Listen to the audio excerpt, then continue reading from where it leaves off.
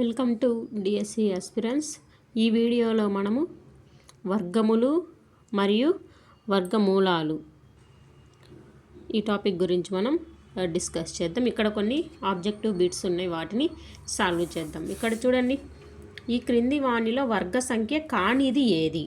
4 options ఇచ్చారు. 4 ఆప్షన్స్లో వర్గ సంఖ్య కానిది అంటే స్క్వేర్ రూట్ రాకుండా ఉండేది. ఇప్పుడు 324 తీసుకుందాం. 324 వచ్చేసి మనకు 18 స్క్వేర్. నెక్స్ట్ 1225 వచ్చేసి దేనికి స్క్వేరు?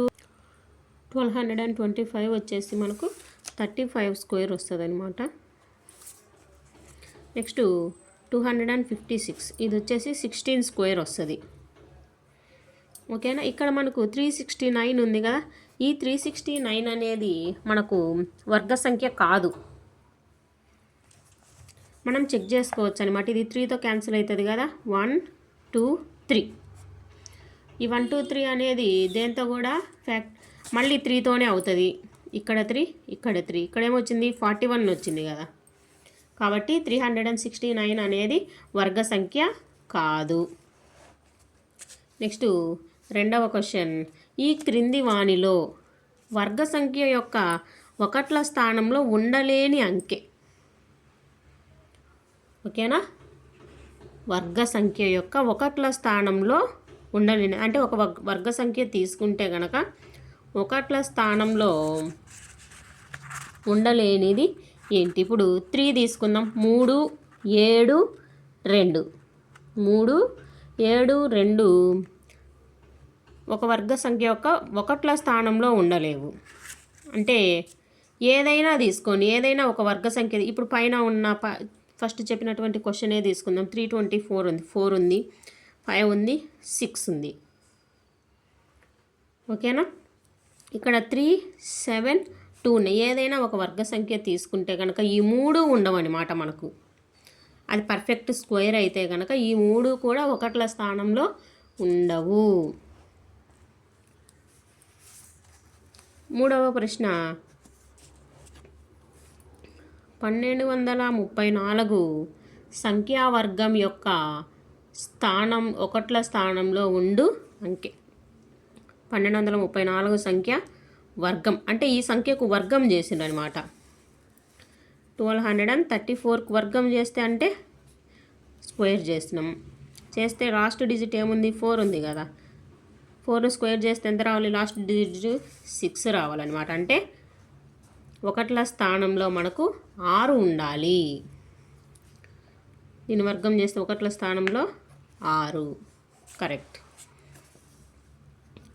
నాలుగవ ప్రశ్న, 21222 సంఖ్య వర్గం యొక్క ఒకట్ల స్థానంలో ఉండు అంకె. ఇక్కడ 2 ఉంది కదా, లాస్ట్ డిజిట్ 2. దీనికి కూడా మనకు స్క్వేర్ చేస్తే ఎంత వస్తుంది? 4. ఆన్సర్ వచ్చేసి 4. 900 వర్గం నందు ఉండు సున్నాల సంఖ్య. 900 కదా, 900 రాసుకున్నాం. వర్గంలో ఇక్కడ ఆల్రెడీ మనకు 2 సున్నాలు ఉన్నాయి. వర్గంలో ఏమవుతాయి? డబల్ అవుతాయి. 4 సున్నాలు వస్తాయి. ఎన్ని సున్నాలు ఉంటాయి? ఇక్కడ క్వశ్చన్ ఏంటి అడిగింది? సున్నాల సంఖ్య అడిగిండు. సున్నాల సంఖ్య 2 ఉన్నాయి, కాస్త 4 అవుతాయి. నెక్స్ట్ 6వది, 727 యొక్క వర్గం. 727 యొక్క వర్గం 1. 727 అన్నారు. ఒకట్ల స్థానంలో 7 ఉంది. లాస్ట్ 9 వస్తుంది. ఓకేనా? అంటే ఏ సంఖ్య ఇది? బేసి సంఖ్య.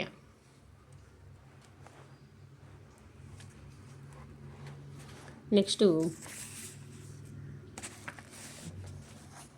7వది, 90 మరియు 91 సంఖ్యల వర్గాల మధ్యన ఉండు పూర్ణ సంఖ్యల సంఖ్య. 90 మరియు 91 అంటే వర్గాలు. వీటికి వర్గం చేయమన్నారు. 90 స్క్వేర్ 91 వర్గం. ఈ రెండిటి మధ్య వర్గాల మధ్యన ఉండు పూర్ణ సంఖ్యల సంఖ్య. వాటి మధ్యలో ఉండేటటువంటి పూర్ణ సంఖ్యల సంఖ్య అడుగుతున్నారు కాబట్టి ఇక్కడ 2 ఇంటూ ఫస్ట్ ఇచ్చినటువంటి నెంబర్ 180. ఎన్ని పూర్ణ సంఖ్యలు ఉంటాయి ఇక్కడ మనకు? 180 ఉంటాయి. 8వది, ఈ క్రింది సంఖ్యలలో ఏ సంఖ్యల వర్గాల ఒకట్ల స్థానంలో 6 అంకె ఉంటుంది?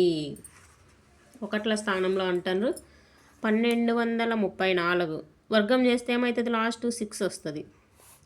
ఇక్కడ కూడా 6 36, ఒకట్ల స్థానంలో 6. 52,698. 8ని చేస్తే 64, లాస్ట్లో 4 వస్తుంది. అంటే ఏకు బీకు, ఏ మరియు బి మాత్రమే, ఏ మరియు బి మాత్రమే ఒకట్ల స్థానంలో 6 అనే అంకెను కలిగి ఉంటాయి. 9వది, ఈ క్రింది సంఖ్యలలో ఏ సంఖ్యల వర్గాల ఒకట్ల స్థానంలో 1 అంకె ఉంటుంది? ఇక్కడ మనకు ఏమేమి ఆప్షన్స్ ఇచ్చారు? 81, 3,853, 799. ఒకట్ల స్థానంలో 1 అంకె ఉంటుంది అన్నారు. 1 ఉంది కదా, 1 స్క్వేర్ చేస్తే 1. 9, 9 9లో 81, 3 3ల 9. దేనికి ఉంటాయి? ఏ మరియు సి మాత్రమే. ఏ మరియు సి మాత్రమే వాటిని వర్గాలు చేస్తే మనకు ఒకట్ల స్థానంలో 1 ఉంటుంది. ఈ క్రింది వాణిని జత చేయండి. ఎలా జత చేద్దామో చూడండి. ఇక్కడ మనకు లాస్ట్ ఒకట్ల ప్లేస్లో 1 ఉంది. 71 ఉంది కదా. 71 మనకు ఒకట్ల స్థానంలో కూడా 1 ఉంది కాబట్టి 1కి 4. 71ని వర్గం చేస్తే మనకు 5,041. అలా ఆప్షన్లో మనకేముంది? 1 ఉంది కాబట్టి 2వది కరెక్ట్. 1 మ్యాచ్ అయింది కదా, చాలు. కింది వాణిని జతపరచండి. 7,921, లాస్ట్లో 1 వచ్చింది. ఓకే, ఇక్కడ 9 వచ్చింది, ఇక్కడ 4 వచ్చింది ఒకట్ల స్థానంలో. 9 వచ్చింది అంటే కనుక 7 × 49. ఇంకా 7 దేనికన్నా ఉందా? లేదు. బీకి 1. బీకి 1 మనకి ఎన్ని ఆప్షన్స్ ఉన్నాయి? 2 ఆప్షన్లు చూపిస్తున్నాయి అన్నమాట. 2 ఆప్షన్లలో కూడా 48 ఉంది కదా. ఈ 48 అనేది సికి సరిపోతుంది. ఎట్లా సరిపోతుంది అంటే కనుక 48, 8 8 64, 8 8 64, ఒకట్ల స్థానంలో సరిపోయింది. 16, 48 దగ్గరలో ఉంది కదా, 2,300కు సరిపోతుంది అన్నమాట. ఇప్పుడు 58 తీసుకున్నామనుకోండి, ఇది 33,000 అంటే 3,300 ఆ చిల్లర వస్తుంది అన్నమాట. బీకి 1వది, సికి 4వది. బీకి 1వది, సికి 4వది సరిపోయింది. ఇప్పుడు ఏకు సెట్ చేయాలన్నమాట. 1 89, 79, 7 7 49, 8 8 64. కాబట్టి ఇది రెండవ దానికి కరెక్ట్. 89 × 89, 7,921. కాబట్టి దీనికి ఆన్సర్ ఏంటి? 1. ఒకటో దానికి 2వది, బీకి 1, సికి 4. ఈ క్రింది సంఖ్యలలో ఏ సంఖ్యల వర్గాలు బేసి సంఖ్యలు అవుతాయి? అంటే వీటిని వర్గాలు 1 ఉంది, 1, 9 ఉంది, లాస్ట్లో 1 వస్తుంది. 6 ఉంది, 6 6లు 36. 4 ఉంది, 4 4ల 16. వర్గాలు బేసి సంఖ్యలు ఏమేమైతే? 1 ఏ మరియు సి మాత్రమే. ఏ మరియు సి మాత్రమే బేసి సంఖ్యలు అవుతాయి.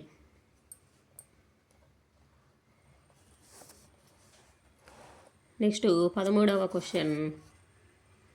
26,387 సంఖ్య వర్గంలో ఒకట్ల స్థానంలో ఉండు అంకె 7 కదా. ఈ వర్గం చేస్తే మనకు 49 వస్తుంది. 49 వస్తే ఒకట్ల స్థానంలో 9.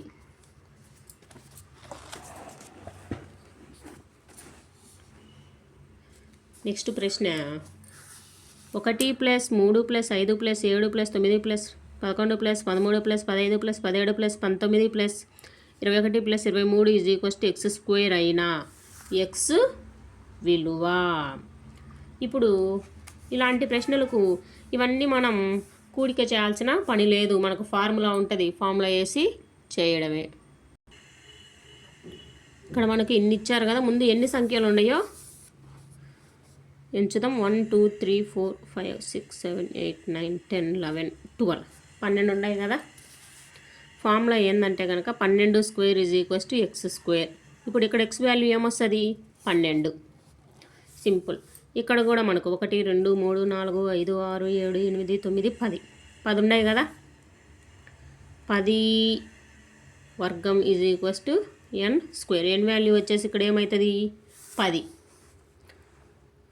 12 మరియు 13 సంఖ్యల వర్గాల మధ్యన ఉండు పరిపూర్ణ వర్గాలు కాని పూర్ణ సంఖ్యల సంఖ్య. మనం ఇంతకుముందు ఏం చేసినాం? 90 91కి మధ్యలో ఏం చేసాము? 2 × 90. 2 × 90 చేస్తే మనకు 180 వచ్చినాయి కదా. ఇక్కడ ఏమన్నారు? పరిపూర్ణ సంఖ్యలు కానీ పూర్ణ సంఖ్యల సంఖ్య అన్నారు కాబట్టి ఇది కూడా ఏం చేస్తాము? 2 × 12. 12 2 24. 17వది 25 26 సంఖ్యల వర్గాల మధ్యన ఉండు పరిపూర్ణ సంఖ్యలు కానీ పూర్ణ సంఖ్యల సంఖ్య. ఇక్కడ కూడా 2 × 25. 25 2 50. 99 మరియు 100. ఇక్కడ కానీ అంతే. 99 × 2 198. ఇక్కడ చూడండి 6² 6² + 7² + x² = y². x, y =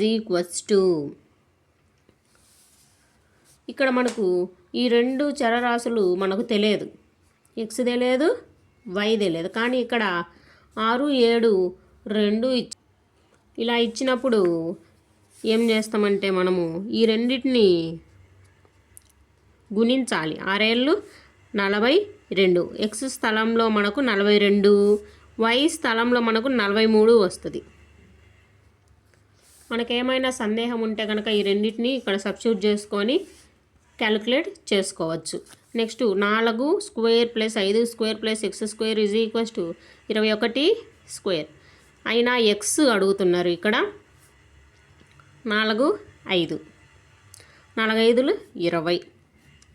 నీకు ఆన్సర్ వచ్చేసి 20. Next 5² + p² + 30² = 31². ఇక్కడ 30 రావాలంటే ఏం చేయాలి? 5ను 6తో గుణించాలి. ఈ క్రింది వాణిలో పైథాగోరియన్ త్రికము ఏది? మనకి ఇక్కడ పైథాగరస్ థీరం దేనికి అప్లై అవుతుంది? 3 4 5. ఇది పైథాగరస్ త్రికం. 5 12 13 ఇది కూడా పైథాగరస్ త్రికం. 6 8 10 ఇది కూడా పైవన్యు. ఈ క్రింది వాణిలో సరి అయినది ఏది? ఇప్పుడు సరి అయినది ఏదో మనము టెస్ట్ చేయాలన్నమాట. 39 ఉంది కదా. 39ని 3 సార్లు చేయాలి. అంటే ఏం చేయాలి? 9 × 9 × 9 9 9 81 × 9. మనకు ఒకట్ల స్థానంలో ఏం రావాలి? 9 రావాలి. ఇక్కడ ఎంత వచ్చింది? 1 వచ్చింది కాబట్టి ఇది తప్పు. నెక్స్ట్ 42. 2ని 3 సార్లు చేస్తే మనకు లాస్ట్ ఎంత రావాలి? 8 రావాలి.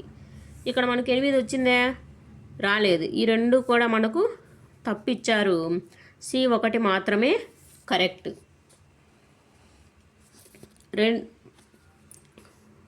205 యొక్క వర్గం 205 యొక్క వర్గం అడుగుతున్నారు వీళ్ళు. ఈ 205 యొక్క వర్గము మనం మామూలుగా మల్టిప్లికేషన్ చేసుకోవడమే. కాకపోతే దేనికి దగ్గరలో ఉంది? ఇదైతే కాదు, ఇది కాదు. ఈ మూడిటల్లోనే మనకు ఏదో ఒకటి ఉంటుందన్నమాట. 38,000 కాదు, 42,000 కానీ, 40,000 కానీ, 48,000 కానీ. 205 ఇంటూ 205 25 10 నెక్స్ట్ 10 2 4 5 2 2 4 42,025 42,025 అనేది కరెక్ట్. 8,15 పైథాగరస్ త్రికం 8 15 ఓకేనా. 8 15 రెండు చిన్నవి కదా. 8 అంటే 64, 15 అంటే 225, 9 8 289. 289 మనకు లాస్ట్లో 9 ఉంది కదా, దేనికి వస్తుంది? ఇక్కడ రాదు, ఇక్కడ రాదు, ఇక్కడ కూడా రాదు. 17 అనేది కరెక్ట్. 289 యొక్క వర్గమూలము 17.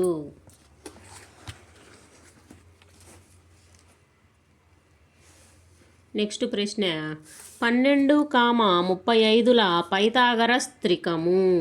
12,35 అన్నారు. ఇప్పుడు చూద్దాం. 12 144, 35 మనం ఇందాక చేసినాం కదా. 1225 6 3 1369. మనకు ఒకట్ల స్థానంలో 9 వచ్చిందనమాట. 9 దేనికి వస్తుంది? ఇక్కడ రాదు, ఇక్కడ రాదు, ఇక్కడ అసలే రాదు. పైథాగరస్ త్రికం ఏంటి? 37. 12, 35, 37 వచ్చేసి పైథాగరస్ త్రికాలు. నెక్స్ట్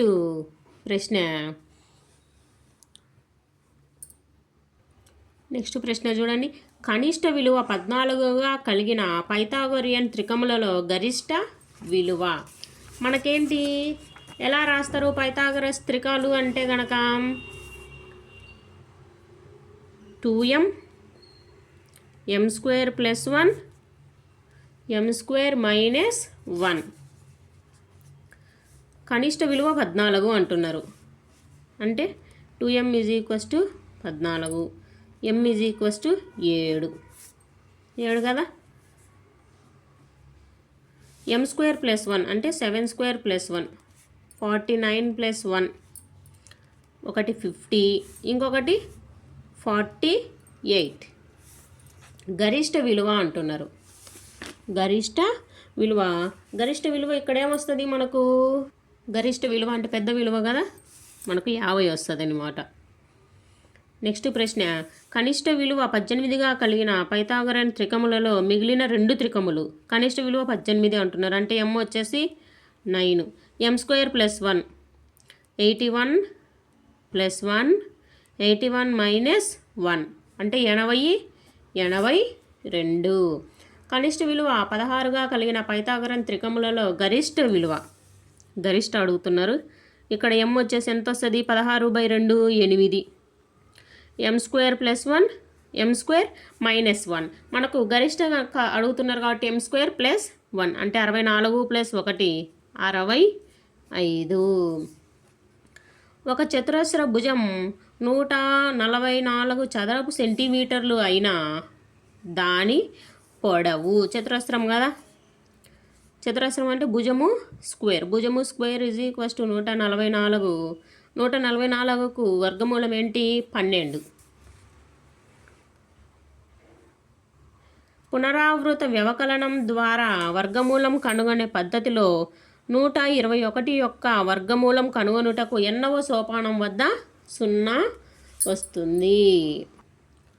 31వ ప్రశ్నకు ఎన్నవ సోపానం వద్ద 0 వస్తుంది అంటే కనుక 10వ సోపానం వద్ద 0 రావడం జరుగుతుంది. 6400 యొక్క వర్గమూలం 64 దేనికి? 8కి కదా. 8² 8 వర్గం = 64 కాబట్టి 80. 2352కు ఏ కనిష్ట సంఖ్యను గుణించినా వచ్చు ఫలితం ఒక పరిపూర్ణ వర్గం అగును. 2352. ఫస్ట్ దీనికి కారణాంక విభజన చేస్తాం. 2తో 1లు 1లు 7లు 6లు 5లు 8లు 8లు 2లు 9లు 4లు 1లు 4లు 7లు 7 2లు 7 1లు 7 3లు. చూడండి మనకు అన్నీ డబల్ ఉన్నాయి కదా, అన్నీ కూడా వర్గాలే ఉన్నాయి అన్నమాట. 2 స్క్వేర్ 2 స్క్వేర్ 7 స్క్వేర్ 3కి మనకు డబల్ లేదు. దేంతో మల్టిప్లై చేయాలి? మనము 3తో గుణిస్తే కనుక మనకు కరెక్ట్ ఆన్సర్ వస్తుంది. నెక్స్ట్ 94,008ని ఏ కనిష్ట సంఖ్యతో భాగించినప్పుడు భాగఫలం ఒక పరిపూర్ణ వర్గం అవుతుంది. దీన్ని కూడా సేమ్ 94,008. దీన్ని మనం దేంతో భాగించాలి అంటున్నారు అంటే ఇందులో ఒకటి ఎక్కువ ఉంటుందండి మాట. ఇక్కడ మనం డైరెక్ట్గా 4తో చేద్దామా? 4 2 8 14 4 3 12 20 5 సార్లు పోతుంది 2 2తో 2 1లు 2 1లు 2 7లు 2 6లు. ఇక్కడ చూడండి ఇప్పుడు ఇందాక చేసిన దానికి సేమ్ అలానే వస్తుంది. చూడండి 2 5లు 2 8లు 2 8లు 2 2లు 9లు 4లు 2 1లు 2 4లు 7లు 7 2 7 1లు 7 3లు. దేంతో భాగించాలి అంటున్నారు దీన్ని. ఇక్కడ మనకు 4 అంటే 2 సార్లు అనుకుందాం. 2 స్క్వేర్ 2 స్క్వేర్ ఇక్కడ కానీ 2 స్క్వేర్ ఇక్కడ 7 స్క్వేర్ ఇక్కడ 3 అనేది ఎక్స్ట్రా ఉంది. 3 అనేది మనకు ఎక్స్ట్రా ఉంది కాబట్టి దేంతో భాగించాలి? 3తో భాగిస్తే కనుక మనకు పరిపూర్ణ వర్గం అనేది అవుతుంది. 6 9 15లచే భాగింపబడు అతి చిన్న వర్గ సంఖ్య 6 9 15. ఇక్కడ మనం వర్గ సంఖ్య అయి ఉండాలి మరియు ఈ 3చే భాగించాలి అంటే కనుక మనకు 900 వర్గ సంఖ్య ప్లస్ 3తో కూడా భాగించబడుతుంది. ఇక్కడ చూడండి మనకు ఒక సంఖ్య ఇచ్చారు. సంఖ్య వచ్చేసి ఏమిటి? 99,856. దీనికి వర్గమూలం కనుక్కోమని చెప్తున్నారు. వర్గమూలం కనుక్కొని 1ల స్థానంలో ఉండే అంకె అడుగుతున్నారు. దీనికి మనం వర్గమూలం ఎలా కనుక్కోవాలో చూద్దాము. ఇప్పుడు దీనికి వర్గమూలం చేద్దాం. చూడండి ఫస్ట్ మనం ఏం చేయాలంటే కనుక రెండింటిని జత చేయాలన్నమాట. రెండింటిని జత చేయాలి. ఇప్పుడు 9 వచ్చేసి దేనికి వర్గమూలం? 9 3కు 3 3ల 9 సరిపోయింది. ఎంతటి పెద్ద నెంబర్నైనా కానీ మనం ఇది యూజ్ చేసి ఈజీగా కనుక్కోవచ్చు. నెక్స్ట్ 98. నెక్స్ట్ స్టెప్లో ఏం చేయాలంటే కనుక 3ను డబల్ చేయాలి 6 అవుతుంది. ఇప్పుడు 6 పక్కన ఎంత నెంబర్ పెడితే 1 పెడితే అటు ఇటు 1 పెట్టుకోవాలన్నమాట. 1 పెడితే కనుక 61 × 1 61 7 3. Next number 56. ఇప్పుడు 6ను అలాగే ఉంచుకుంటాం. 1ని డబల్ చేస్తాం. ఇప్పుడు ఇక్కడ ఏ నెంబర్ పెడితే లాస్ట్ మనకు 6 రావాలి. 6 6లు 36. ఇక్కడ 6 పెట్టుకుంటాం కాబట్టి ఇక్కడ 6 6 6ల 36 6 8ల 12 12 1 3 15 36 1 37 సరిపోయింది. 99,856కు వర్గమూలం వచ్చేసి 316. 316లో 1ల సంఖ్యలో ఏముంది? 6 ఉంది కాబట్టి 6 కరెక్ట్ సమాధానం. నెక్స్ట్ ప్రశ్న 9,98,001. ఇక్కడ మనకు ఒక సంఖ్య ఇచ్చారు. ఈ సంఖ్య యొక్క వర్గమూలంలో ఒకట్ల స్థానంలో ఉండేది అడుగుతున్నారు. మనకు 7 ఉండడానికి కుదరదు. ఏది కాదు అనేది కానీ చూద్దాం. 1, 9లో మనకు ఏదో ఒకటి అయింటుంది. ఆ ఒకటి ఏదో చూద్దాం. ఫస్ట్ ఏం చేయాలి? డివైడ్ చేయాలి రెండిటికి. చేసినామా? 99 ఉంది. 99 మనకు దేనికి దగ్గరలో ఉంది? 981కి దగ్గరలో ఉంది. 8, 18. నెక్స్ట్ 2 సంఖ్యలు ఏంటి? 80. 9ని డబల్ చేస్తే 18 వస్తుంది. ఇక్కడ మనకి ఎంత రావాలి? ఈ సంఖ్యకు దగ్గరలో ఉండేటటువంటి అది తీసుకుందాం. మనం 9తో తీసుకుందామా? చూద్దాం. 9, 81. 18, 9, 81. 8 ఉంది కదా. 18, 162. 10, 7, 170. ఇక్కడ 9, 7, ఇక్కడ 1. నెక్స్ట్ 2 సంఖ్యలు ఏంటి? 0, 1. ఇప్పుడు 18 అలాగనే ఉంటుంది. 9 కానీ డబల్ చేస్తే 18 అవుతుంది అన్నమాట. ఇలాగైనప్పుడు మనం ఏ నెంబర్ తీసుకుంటే మనకు కుదురుతుంది కరెక్ట్గా రావడానికి? 1 తీసుకున్నాం అనుకోండి. 1 తీసుకుంటే మనకు ఇదే నెంబర్ వస్తుందే. 1818. ఇక్కడ 1700. అదే నెంబర్ వస్తుందో రాదో చూద్దాం. ఇప్పుడు 9 తీసుకుందాం. 9, 9, 81. 9, 72. 72, 1, 8, 80. 8 ఉంది మళ్ళీ. 9, 1, 9. 9, 1, 8, 17.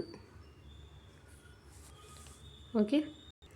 ఈ రెండింటిని మల్టిప్లై చేసినా కూడా మనకు ఒకటే నెంబర్ రావడం జరిగిందనమాట. ఇక్కడ మనకు వర్గమూలంలో ఒకట్ల స్థానంలో ఏముంది? 9. కాబట్టి 9 మనకు కరెక్ట్. నెక్స్ట్ చూడండి. 7744.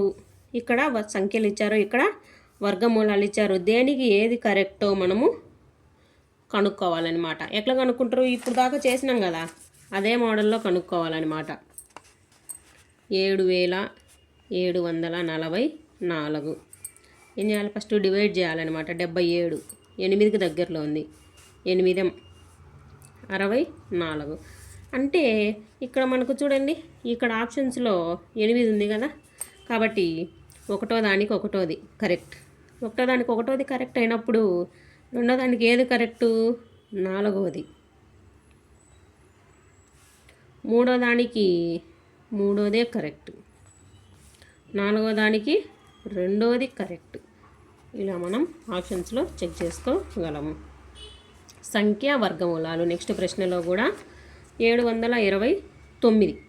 729, 529, 5929లో మనకు దేనికి ఏది అని, దేనికి ఏది అంటే ఈ 33 అయితే మనకు దేనికి వస్తుంది? దేనికి వర్గమూలం? 33. 33 × 33 చేస్తే మనకు దాదాపుగా 1000 చిల్లర రావాలి కదా. ఇక్కడ 1000 చిల్లర లేదు కదా. కాబట్టి 5వది దేనికి ఆన్సరు కాదు. సరే, 729 చూద్దాం. 729 అనేది డైరెక్ట్ ఒకదానికి వర్గమూలం. దేనికో మనం ఈ ప్రాసెస్ యూజ్ చేసి చేద్దాం. 2 2 4. 329 వచ్చింది కదా. 4. నెక్స్ట్ నెంబరు ఏ నెంబర్ తీసుకుందాం? 3 తీసుకుందామా? 3 తీసుకున్నప్పుడు ఏమవుతుంది? తక్కువ నెంబర్ వస్తుంది. 7 7 తీసుకుందాం. 7 7 40. 9 28. 329. 729 27 యొక్క వర్గమూలం. నెక్స్ట్ 529 చూద్దాం. అంటే ఒకటో దానికి రెండవది ఆన్సర్. ఒకటో దానికి రెండోది అయితే రెండో దానికి 529కి ఒకటోది అంటే 23.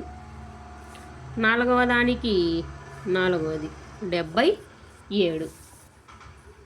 9801 సంఖ్య యొక్క వర్గమూలంలో ఒకట్ల స్థానంలో ఉండే అంకె. ఇప్పుడు దీనికి వర్గమూలంలో ఒకట్ల స్థానంలో ఏముంటుంది? 7 అయితే కాదు, 9 కానీ 1 కానీ. 9 కానీ 9801కి మనకు ఈ సంఖ్యకు వర్గమూలం 99.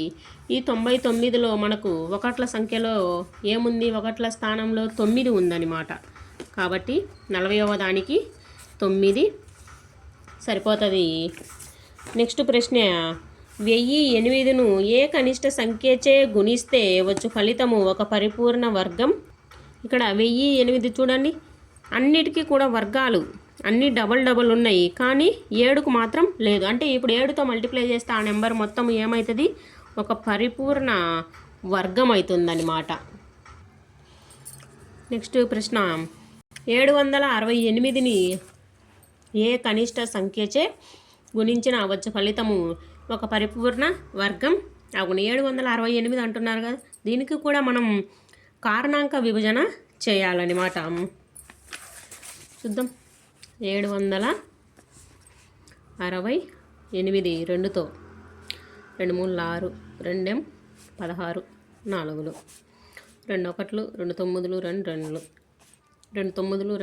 1 2 9 2 2 2 9 2 6 2 4 8 2 2 24 2 8 768 16 8 4 1 9 2 4 8. ఓకే, ఇక్కడ చూడండి,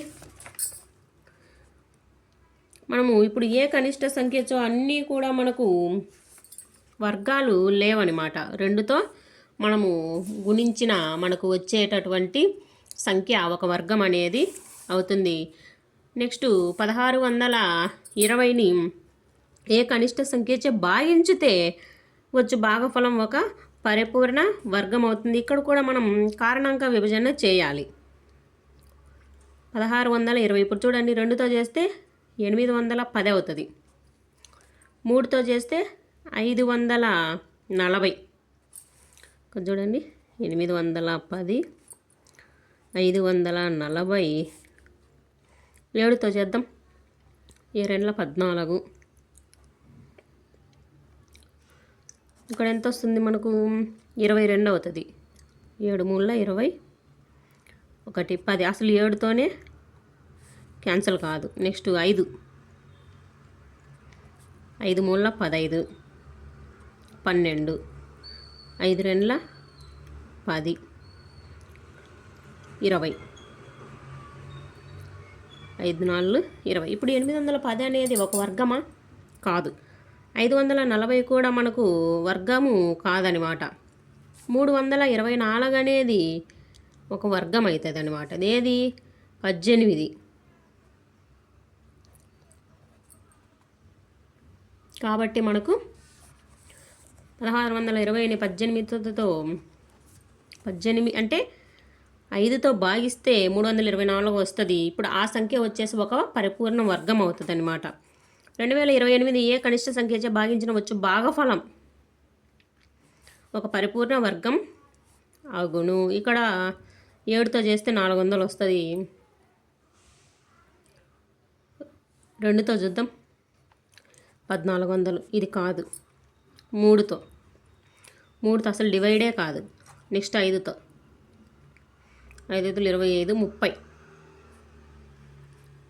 ఇక్కడ 400 అనమాట. 400 అనేది ఒక పరిపూర్ణ వర్గం. కరెక్ట్. నెక్స్ట్ 252ను ఏ కనిష్ట సంఖ్యచే భాగించిన అవచ్చు భాగఫలం ఒక పరిపూర్ణ వర్గం అగును. ఏ కనిష్ట సంఖ్య అంటున్నారు? 2తో చూద్దాం. 1 2 6, 126 ఒక వర్గం కాదు. 6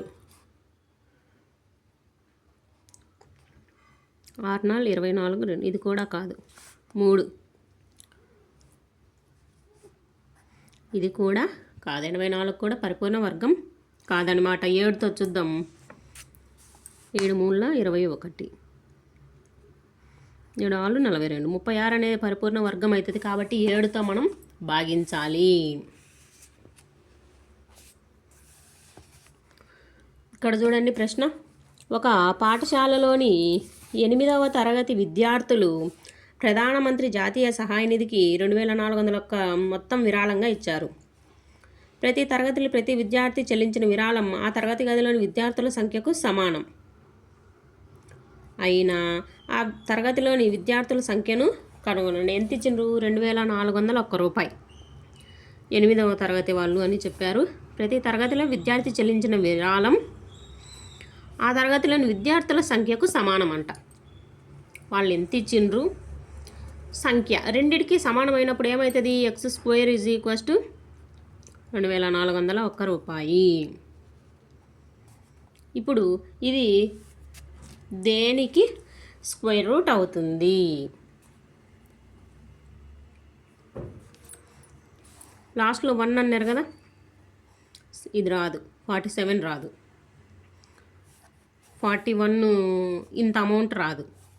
49 చూద్దాం. 49 × 40 9 9 9 81 9 4 36 36 ప్లస్ 8 44 36 16 16 ప్లస్ 3 19 1 10 4 2401. అంటే ఇక్కడ విద్యార్థుల సంఖ్య ఎంత? 49 మంది. నెక్స్ట్, ఒక తోటలో ఎన్ని వరుసలు ఉన్నాయో ప్రతి వరుసలో అన్ని మొక్కలు ఉండేలా 2025 మొక్కలను నాటాలి. ఎన్ని వరుసలు ఉన్నాయో ప్రతి వరుసలో అన్ని మొక్కలు ఉండాలి. తోటలోని వరుసల సంఖ్య, ప్రతి వరుసలోని మొక్కల సంఖ్యను కనుగొనము. ఇక్కడ కూడా అంతే, 2025 కదా.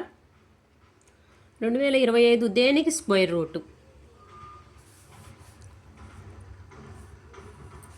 ఫస్ట్ 45 × 45 చేద్దాం. 45 × 45 చూడండి. 45 × 45 కరెక్ట్ అయింది. 45 కరెక్ట్. 4, 9, 10లచే భాగింపబడు కనిష్ట వర్గ సంఖ్య. కనిష్ట వర్గ సంఖ్య 4, 9 మరియు 10లచే భాగించబడే కనిష్ట వర్గ సంఖ్య ఇక్కడ అడుగుతున్నారనమాట. ఇప్పుడు ఈ మూడిటికి మనము ఎల్సిఎం చేద్దాం. 2 2 9 పోదు 5. ఇది దేంతో అన్న పోతుంది? పోదు. 4 4 5 20 29 29 ఎంత? 180. ఇక్కడ మనకు 180 వచ్చిందనమాట. కాసాగు 180 వచ్చినప్పుడు 180 దేనికి ఫ్యాక్టర్ అవుతుంది? ఇక్కడ కనిష్టము అన్నారు కదా. 900 అయితే మనకు కరెక్ట్ ఆన్సర్ అవుతుంది. నెక్స్ట్ ప్రశ్న. జాబితా 1లో ఉన్న సంఖ్యల పరిపూర్ణ వర్గాలు కావు. వాటికి ఏ కనిష్ట సంఖ్యను గుణించినా వచ్చు ఫలితాలు పరిపూర్ణ వర్గాలు అవుతాయో గుర్తించండి. 180 ఉంది. 180ని మనం 5తో మల్టిప్లై చేసినాం అనుకోండి 900 అవుతుంది. 900 అనేది మనకు పరిపూర్ణ వర్గ సంఖ్య. కాబట్టి బికి 5వది, అంటే ఏకు 4వది, సికి 1వది, డికి 3వది. నెక్స్ట్ చూడండి, ఇక్కడ భాగించాలన్నమాట. ఈ నెంబర్ను దేంతో భాగించాలి? 396 ఉంది కదా. 396ను మనం 2తో భాగిద్దాం. 1 19 అవుతుంది. 9 18 16 196 198 వచ్చింది. 198 దేనికి కాదు. 3తో చేస్తే 1 2 1 3 2 132 కూడా కాదు. 13తో చేద్దాం. 13 3 39. ఇది కానీ కాదు.